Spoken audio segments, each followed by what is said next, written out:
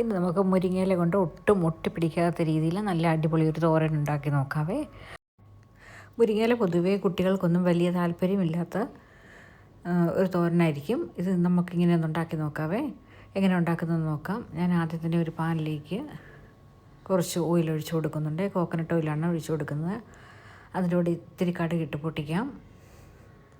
അതോടൊപ്പം തന്നെ നമുക്ക് ചെറിയ ഉള്ളി ഉണ്ടെങ്കിൽ ചെറിയ ഉള്ളി ഇട്ട് കൊടുക്കുക, അല്ലെങ്കിൽ ഒരു സ്വല്പം സവാള ഇട്ട് കൊടുക്കുക. ഒരു 1/4 ഫാം സവാള ഇട്ട് കൊടുത്താൽ മതി. പിന്നെ നമുക്ക് ക്രഷ്ഡ് ചില്ലി ഉണ്ടല്ലോ, അതൊരു സ്പൂൺ ഇട്ട് കൊടുക്കാം. അതിനുശേഷം നമ്മൾ അരിഞ്ഞു വെച്ചിരിക്കുന്ന മുരിങ്ങയില ഇട്ട് കൊടുക്കാം. ഞാനിവിടെ മുരിങ്ങയിലയും മറ്റ് ഇലകളും കൂടത്ത് എടുത്തിട്ടുണ്ട്. കുട്ടികൾക്ക് ഇഷ്ടമില്ലാത്തതുകൊണ്ട് ഞാൻ 2 ഇല കൂട്ടിയാണ് എടുത്തിരിക്കുന്നത്. ചീരയുടെ ഇലയും മുരിങ്ങയുടെ ഇലയും ഒന്നിച്ചാണ് എടുത്തിരിക്കുന്നത്. അതോടൊപ്പം തന്നെ മഞ്ഞൾപ്പൊടിയും ഉപ്പും തേങ്ങ ചതച്ചതും ഞാൻ ഇട്ട് കൊടുക്കുന്നുണ്ട്.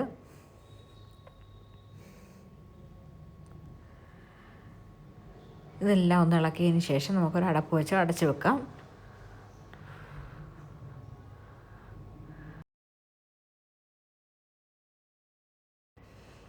ഇതെല്ലാം ഒന്ന് നമുക്ക് നന്നായിട്ടൊന്ന് ഇളക്കി കൊടുക്കാം.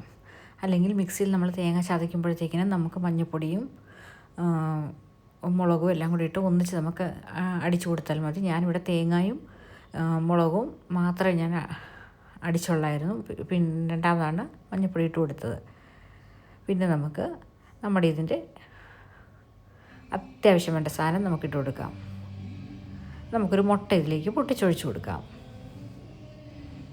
1 2 മുട്ട നമുക്കിതിലേക്ക് ഇട്ട് കൊടുക്കാവേ.